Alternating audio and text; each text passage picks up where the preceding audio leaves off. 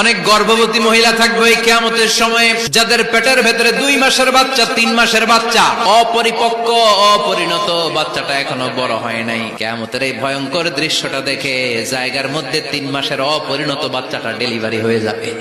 মানুষগুলো পাগলের মতো দৌড়াবে।